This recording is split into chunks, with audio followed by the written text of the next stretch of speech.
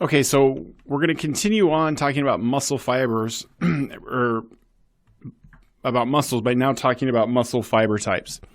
So we've got 3 objectives here. The first one will be mostly review. The last 2 will probably be new information. And so when it comes to a motor unit, remember a motor unit is one neuron, a motor neuron, and all the muscle fibers it innervates. Ultimately, what determines the type of motor unit that it is the type of myosin on the motor unit, and then just how much of specific enzymes there are. Okay, type 1 fibers, as we know, are aerobic, use oxygen, so they're going to have a lot of those oxidative enzymes, whereas the large motor units are anaerobic, and so they're going to have more of the glycolytic enzymes, which we'll show here in just a minute. So these fiber types, we're going to classify them in 3 different ways, but really there's arguably up to 7, 8, 9 different types of fibers. But we can really kind of lump them into these 3. And so ultimately you have different types of myosin, and then also within this you have different types of ATPase enzymes. So that's the enzyme that breaks down ATP on each motor or unit type. So a slow or a type 1 motor unit will have a slow enzyme, whereas a type 2A or especially 2X is going to have a faster working enzyme that breaks down ATP. So if we look at this here, okay, we've got type 1, type 2A, and type 2X. Remember that type 2A, this fatigue resistant, is kind of a hybrid of type 1 and type 2X.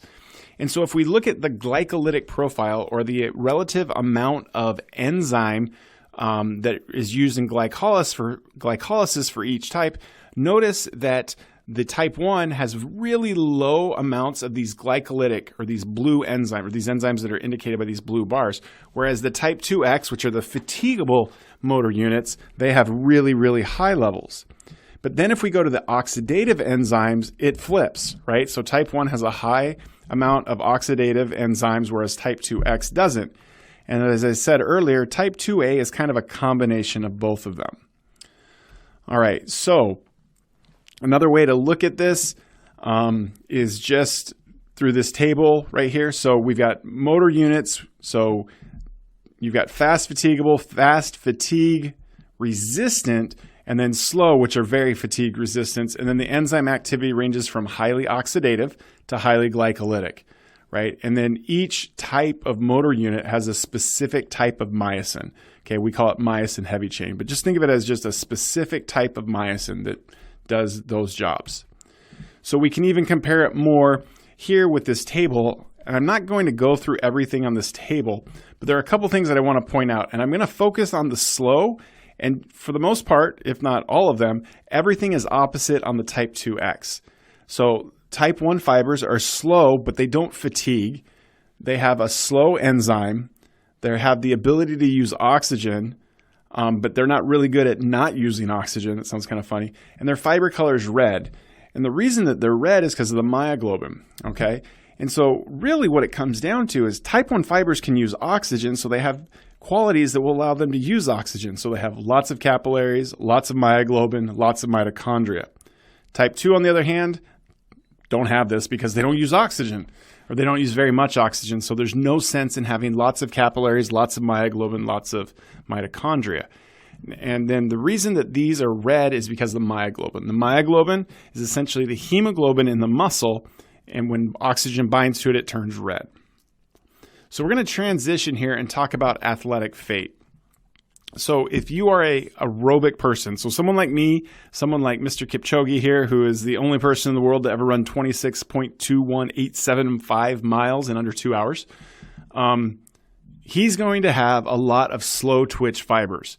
He's got low power output, relatively low power output, but he's able to maintain that power for a long time because he's going to have a lot of mitochondria, a lot of myoglobin, and those things that we were just talking about. So when we talk about endurance athletes, they have small muscle mass because their fibers are small, but they have a lot of type 1 fibers, and so they have a high level of endurance. Okay. Now, if we look at just percentage of type 1 fibers by athletic, by just different sports, and specifically these are track events and some field, you can see that those that are really good at the marathon have a high level of type 1 fibers, whereas the people in the jumps and the throws and the sprints have relatively low amounts of slow fibers. And people that aren't trained, well, if you look at it, they're about 50-50. So the question is, can you choose your athletic fate? Can you choose to be a really good endurance athlete, or can you choose to be a really good strength or power athlete? And the answer is not really, okay? So there was a study where they had people cycle 1 hour a day for 4 days a week for 5 months. And what they found is that generally they increased the percentage of type 1 fibers from 32 to 36%. In the individual that had the greatest change, they went from 23 to 32%. These are not really big changes. And so not really is kind of the answer. And so, again, the question, can you choose your athletic fate? Well, to change your muscle fiber type, you have to change gene expression, and that's not easy to do. Okay, so you can change it, but it takes days just for the myosin. And then if we want these changes to occur in the actual muscle fiber, it takes much longer. Okay, it is true that if you increase the use, you're going to shift, but you're only going to shift. It seems you're only going to go from fast twitch to slow twitch. It's very difficult, if not impossible, to go the other way. All right, ultimately, what it seems like happens is that your genetics determine where you're starting out. So they're going to determine, are you starting out with a lot of type 1 or a lot of type 2? If you start out with a lot of type 2, that's good if you want to be a power athlete, because you're going to be able to have that. But if you start out with a lot of type 1, it's going to be really, really difficult, if not impossible, to go the other direction.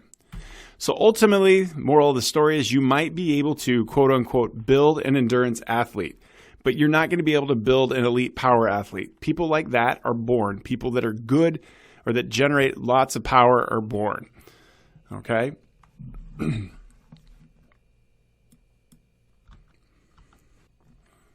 And so we're at the end of the lecture. Got 3 questions, and they're really tied directly to the 3 objectives. Can you compare and contrast the 3 types of skeletal muscle fibers? Can you describe what genetics does when it comes to fiber type and athletic fate? And explain how, if at all possible, it is to change muscle fiber type. So can you go from type 1 to type 2 or type 2 to type 1? If so, how do you do it?